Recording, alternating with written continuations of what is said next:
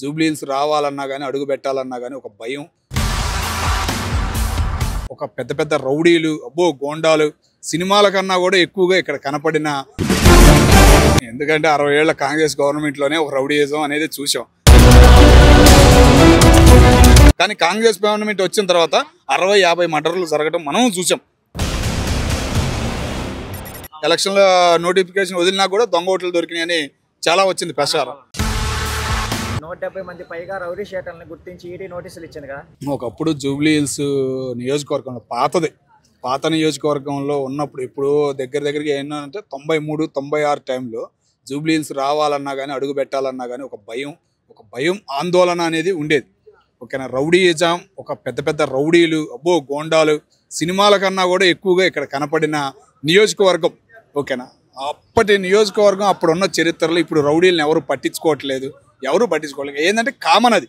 ఏంటంటే ఎలక్షన్ల టైం కాబట్టి వాళ్ళు జనం భయపడతారేమో అని చెప్పేసి ఈడీ ఒక నోటీస్ ఇవ్వడం జరిగింది. అంతకు మించి భయపడేది ఏమీ లేదు, ఆయన తప్పు పడటానికి ఏమీ లేదు.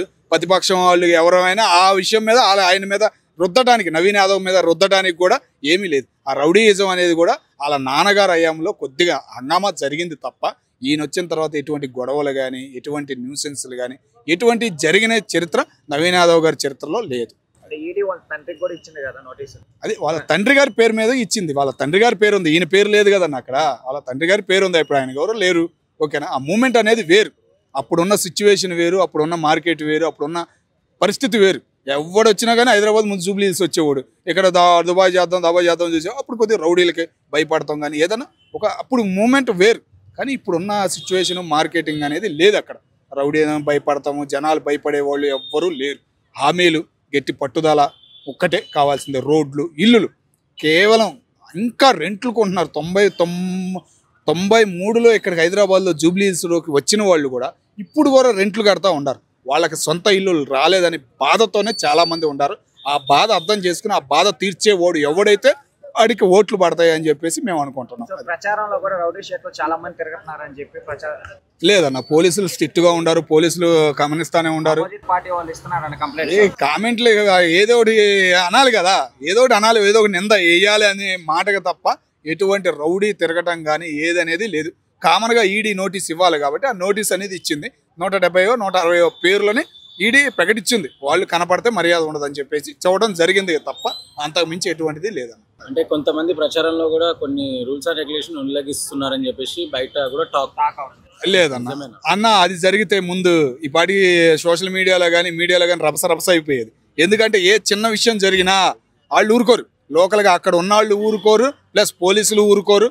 మూమెంట్ అనేది అంతక్కడ దాకా వెళ్ళలేదన్న. అది సో దీన్ని ఎలా తీసుకోవచ్చు అంటారు? ఇప్పుడు ఇది ఏదైనా ఎఫెక్ట్ పడే ఛాన్స్ ఏమైనా ఉందా? పరంగా దాదాపుగా 200 మంది పైగా కేసు ఈ పేరుని బయట పెట్టారు. ఆయన నాన్నతో సహా వాళ్ళ అనుచరులు కానీ, వాళ్ళ సోదరులు కానీ, వాళ్ళ ఇంటోళ్ళు కూడా చాలా మంది ఇందులో ఇన్వాల్వ్మెంట్ అయి ఉన్నారు ఈడీ ఇచ్చిన నోట్ పరంగా.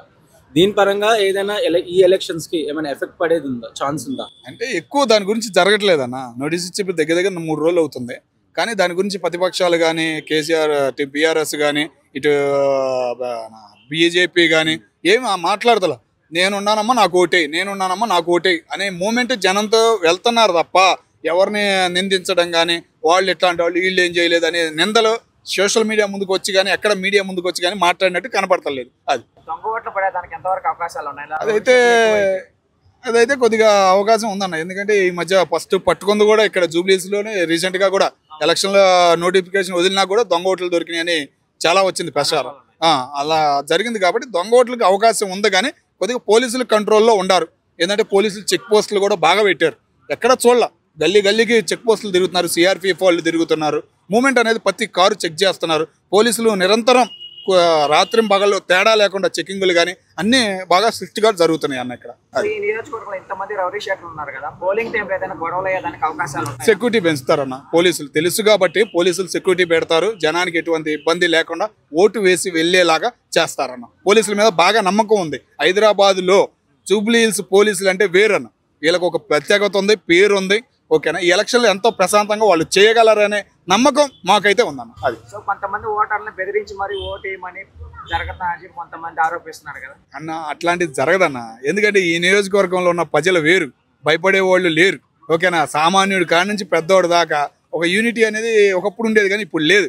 ఎవరు ఓట్లు వాళ్ళు, ఎవరు డబ్బులు ఎత్తే వాళ్ళు అటు తీసుకుంటారు ఇటు తీసుకుంటారు, వాళ్ళకి ఇష్టమైన వాళ్ళకి ఓటేస్తారన్న ఇప్పుడున్న సిచ్యువేషన్ అయితే మార్కెట్లో. అది అంటే ఇప్పుడు ప్రెసెంట్ ఎవరైతే నవీన్ యాదవ్ గారు ఇప్పుడు ఈ ఎలక్షన్లో పాల్గొంటున్నారు కదా, ఇన్ కేస్ ఆయన గెలిచిన తర్వాత ఈ రౌడీ షీట్ ప్రీవియస్లో ఏదైతే గతంలో జరిగింది ఇప్పుడు మళ్ళీ జరిగే అవకాశం ఉందంటారా ఆఫ్టర్ ఎలక్షన్స్ విన్ అయిన తర్వాత? ఎందుకంటే 60 ఏళ్ల కాంగ్రెస్ గవర్నమెంట్లోనే ఒక రౌడీయిజం అనేది చూసాం.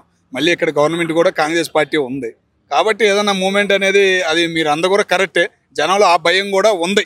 చాలామంది నా దగ్గర కూడా అన్నారు మళ్ళీ రౌడీల రాజ్యం మళ్ళీ మొదలైద్దామని. ఏంటంటే ఇప్పుడు కాంగ్రెస్ పార్టీ వచ్చిన కాడి నుంచి 9 సంవత్సరాల బీఆర్ఎస్ ప్రభుత్వంలో హైదరాబాద్లో ఒక మర్డర్ జరగల, కానీ కాంగ్రెస్ గవర్నమెంట్ వచ్చిన తర్వాత 60-50 మర్డర్లు జరగడం మనం చూసాం. ఏదైనా కానీ చిల్లర గొడవలుగా కానీ ఏదైనా వ్యాపారస్తులను చంపేయడం కానీ ఏదైనా కేసులు అనేది మనం చూసాం. కాబట్టి కొద్దిగా భయం అనేది జనంలో ఉందన్న. సో మన కేసీఆర్ మాట్లాడుతూ రౌడీ షీటర్ని ఓడించాలి అన్నారు. ఎవరిని ఉద్దేశించి అన్నారు? తెలియదేముందన్న, తెలుసు వాళ్ళ పేర్లు తెలుసు వీళ్ళ పేర్లు తెలుసు. ఓకేనా, అటు ఉండారు ఇటు ఉండారు, వాళ్ళని అంటానికి లేదు. ఏంటంటే మెయిన్ క్యాండిడేట్ అన్న నవీన్ యాదవ్ కానీ మెయిన్ క్యాండిడేట్, ముగ్గురు క్యాండిడేట్లు బలం గట్టిగా ఉండరు. ముగ్గురికి మంచి పేరు ఉంది. ఎందుకన్నా 2 సార్లు నవీన్ యాదవ్ కూడా 2 సార్లు ఓడిపోయినా కూడా నిలబడ్డాడంటే అదొక ఓపెనర్, అదొక ఉంటుందన్న. ఎవరికైనా జనంలో ఒక ఉంటుంది. అట్లాగే మాగంటి గోపీనాథ్ గారు కూడా అలా ఆవిడ నిలబడింది, ఆమె అంతే. ఇప్పుడు బీజేపీ తరఫున విష్ణు ఆయన కొద్దిగా చలానే కొద్దిగా మార్వాడి పరంగా కానీ ఒక హిందూ పరంగా కానీ ఆయనకు కూడా కొద్దిగా మంచి పేరు ఉంది. కాబట్టి ఏదన్నా కానీ కొద్దిగా ఉంది, ప్లస్ మైనస్ ఉంది. కానీ ఏంటంటే టీడీపీ ఓట్లు మెయిన్ అటు కాంగ్రెస్కి పడతాయా ఇటు బీజేపీకి పడతాయా ఏందనేది అర్థం కావట్లేదు. అదే ఒక సిచ్యువేషన్గా ఒక మార్కెట్ జూబ్లీహిల్స్లో ఒక హై టెన్షన్గా వాతావరణం కనపడుతుంది అన్న. అది ఏంటంటే ఆ టీడీపీ ఓట్లు అనేది చాలా ఇంపార్టెంట్. అన్ని కులాల్లో ఉండరు మెయిన్ క్యాండిడేట్లు, సినీ ఫీల్డ్లో పరంగా కానీ అట్లా అంతా పరంగా మెయిన్ ఓట్లు ఆ టీడీపీ పరంగా ఉండరు. ఆ ఓట్లు ఎటు పడతాయి అనేది ఒక టెన్షన్ అయితే జనాల్లో ఉందన్న. అది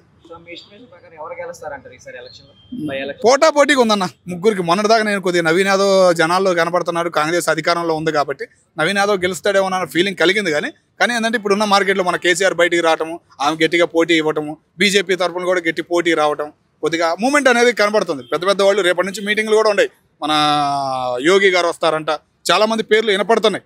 పెద్ద వాళ్ళు రాబోతున్నారు, మీటింగ్లు పెట్టబోతున్నారు. కాబట్టి మార్కెట్ సిచ్యువేషన్ అనేది ఇంకా ఎలక్షన్లో రోజు దాకా ఎట్లా ఉండేది ఏందనేది కూడా చెప్పలేమన్న. అది పరిస్థితి. ఈ ఎలక్షన్స్ కి సీఎం, డిప్యూటీ సీఎం, మంత్రులు వచ్చి ప్రచారం చేస్తారు. ఇంతమంది వచ్చి చేయడం అవసరం అంటారా?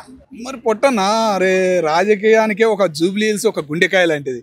కాంగ్రెస్ పార్టీ ఇప్పుడు ఓడిపోయినా కాంగ్రెస్ తల ఎలా పెట్టుకోవాలో తెలియదు. ఓకేనా, అట్లా బీఆర్ఎస్ ఓడిపోయినా సిటీ మొత్తం 15 సీట్లు వాళ్ళే గెలిచారు. అరే మళ్ళీ వాళ్ళకో బాధ ఉంటుంది. హైదరాబాద్ మొత్తం గెలిచారు, తెలంగాణ మొత్తం ఓడిపోయినా కానీ హైదరాబాద్లో గెలిచారు. హైదరాబాద్ తెలంగాణకు ఆదాయం ఇచ్చేది ఏది? హైదరాబాద్ గుండెకాయ లేకపోతే వాళ్ళు ఏం చేస్తారు మిగతా వాళ్ళందరూ? ఇప్పుడు ఉన్న కాంగ్రెస్ పార్టీలో వాళ్ళ పరిస్థితి అదే. హైదరాబాద్ గుండెకాయ లేదు, ఏం చేస్తున్నారు పాపం? ఏం చేయలేని పరిస్థితి. అటు కేంద్రం నిధులు ఇవ్వట్లేదు, ఏమి చేయలేని పరిస్థితి. అది అట్లాంటిది. గుండెకాయ అంటే మనిషికి ఎంత ఇంపార్టెంట్, హైదరాబాద్ అనేది తెలంగాణకు అంత ఇంపార్టెంట్ అన్న. అది